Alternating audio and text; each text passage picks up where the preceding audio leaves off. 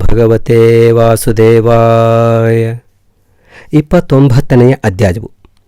ಕೃಷ್ಣನು ದ್ವಾರಕಾಪಟ್ಟಣದಲ್ಲಿರುತ್ತಿರಲಾಗಿ 3 ಲೋಕಕ್ಕೂ ಒಡೆಯನಾದ ದೇವೇಂದ್ರನು ಐರಾವತದ ಮೇಲೆ ಕುಳಿತು ದ್ವಾರಕಾಪಟ್ಟಣಕ್ಕೆ ಬಂದು ಕೃಷ್ಣನನ್ನು ಕಂಡು ನರಕನೆಂಬ ದೈತ್ಯನ ದುಷ್ಟ ಚೇಷ್ಟೆಯನ್ನು ಅವನಿಗೆ ಹೇಳುವುದಕ್ಕೆ ಮೊದಲು ಮಾಡಿ ಅವನನ್ನು ಕುರಿತು, ದೇವತೆಗಳಿಗೆ ಸ್ವಾಮಿಯಾದ ಮಧುಸೂದನನೇ, ಮನುಷ್ಯಾವತಾರವನ್ನು ಮಾಡಿದ ನಿನ್ನ ಸಮಸ್ತ ದುಃಖಗಳನ್ನೂ ನಾಶ ಮಾಡಿದೆ.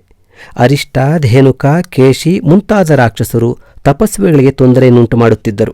ಅವರನ್ನೆಲ್ಲ ಕೊಂದು ಹಾಕಿದೆ. ಜಗತ್ತಿಗೆ ದುಃಖವನ್ನುಂಟು ಮಾಡುತ್ತಿದ್ದ ಕಂಸ, ಕುವಲಯ, ಪೀಡ ಬಾಲಕರನ್ನು ನಾಶ ಮಾಡುತ್ತಿದ್ದ ಪೂತನಿ ಇವರನ್ನೂ ನಾಶ ಮಾಡಿದೆ. ನಿನ್ನ ಬಾಹುಪರಾಕ್ರಮದಿಂದ 3 ಲೋಕವೂ ಸುಖವನ್ನು ಹೊಂದಿತು. ಯಾಗ ಮಾಡುವವರು ಕೊಟ್ಟ ಯಜ್ಞದ ಹವಿರ್ಭಾಗಗಳನ್ನು ಪಡೆದು ದೇವತೆಗಳು ತೃಪ್ತಿಪಡುತ್ತಿರುವರು. ಈಗ ನಾನು ಯಾವ ಕಾರಣದಿಂದ ನಿನ್ನ ಸಮೀಪಕ್ಕೆ ಬಂದಿರುವೆನೋ ಅದನ್ನು ಕೇಳಿ ಅದಕ್ಕೆ ತಕ್ಕ ಪ್ರತೀಕಾರವನ್ನು ಮಾಡಬೇಕು. ಭೂಮಿಯ ಪುತ್ರನಾದ ನರಕನೆಂಬ ದೈತ್ಯನು ಪ್ರಾಗ್ಜ್ಯೋತಿಷವೆಂಬ ಪಟ್ಟಣದಲ್ಲಿ ರಾಜನಾಗಿರುವನು. ಅವನು ಸಮಸ್ತ ಭೂತಗಳಿಗೂ ತೊಂದರೆಯನ್ನು ಕೊಡುತ್ತಿರುವನು. ದೇವತೆಗಳು, ಸಿದ್ಧರು, ರಾಜರುಗಳು ಇವರ ಕನ್ಯೆಯರನ್ನು ಅಪಹರಿಸಿ ತನ್ನ ಮನೆಯಲ್ಲಿ ಸೆರೆಯಲ್ಲಿಟ್ಟಿರುವನು.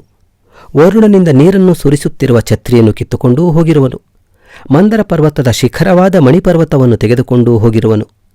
ಅಮೃತವನ್ನು ಸುರಿಸುತ್ತಿರುವನ ತಾಯಿಯಾದ ಅದಿತಿಯ ದಿವ್ಯವಾದ ಕರ್ಣಾಭರಣವನ್ನು ಅಪಹರಿಸಿದನು. ನನ್ನ ಐರಾವತವನ್ನು ಅಪೇಕ್ಷಿಸುತ್ತಿರುವನು. ಗೋವಿಂದನೇ, ಇವುಗಳೆಲ್ಲ ಅವನ ಅನ್ಯಾಯಗಳು. ಇವುಗಳಿಗೆ ಏನು ಪ್ರತೀಕಾರವನ್ನು ಮಾಡಬೇಕೋ ಅದನ್ನು ನೀನೇ ವಿಮರ್ಶಿಸಬೇಕು ಎಂದು ಹೇಳಿದನು.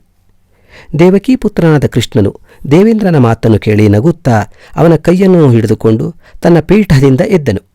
ಕೃಷ್ಣನು ಆ ಕ್ಷಣದಲ್ಲಿ ಗರುಡನನ್ನು ಸ್ಮರಿಸುವುದರಿಂದ ಬಂದ ಅವನ ಮೇಲೆ ಸತ್ಯಭಾಮೆಯೊಡನೆ ಕುಳಿತುಕೊಂಡು ಪ್ರಾಗ್ಜ್ಯೋತಿಷ ಪಟ್ಟಣಕ್ಕೆ ಹೋದನು.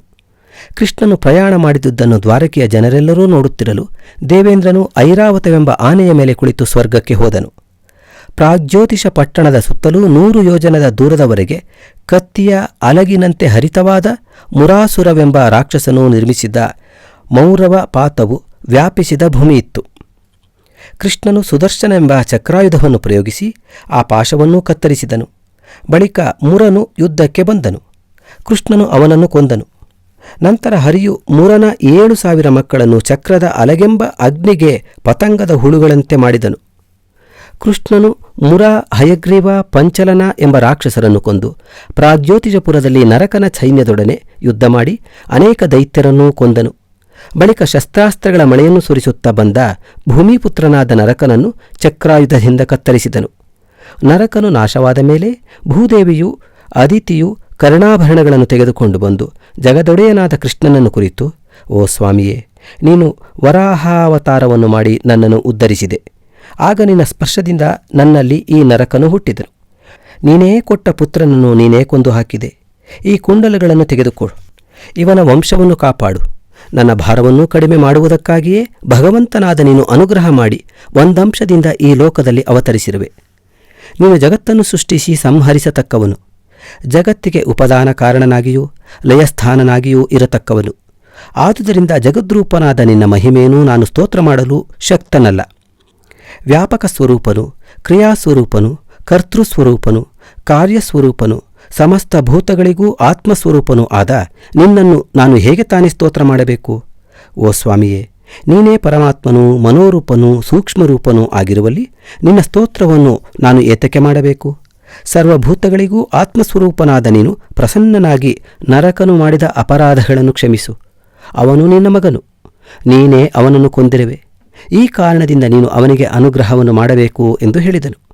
ಕೃಷ್ಣನು ಹಾಗೆಯೇ ಆಗಲೆಂದು ಭೂದೇವಿಗೆ ಹೇಳಿ ನರಕನ ಮನೆಯಲ್ಲಿದ್ದ ರತ್ನಗಳನ್ನೆಲ್ಲ ತೆಗೆದುಕೊಂಡನು. ಕನ್ಯೆಯರ ಅಂತಃಪುರದಲ್ಲಿ 16,100 ಜನ ಕನ್ಯೆಯರಿರುವುದನ್ನು ಕಂಡನು.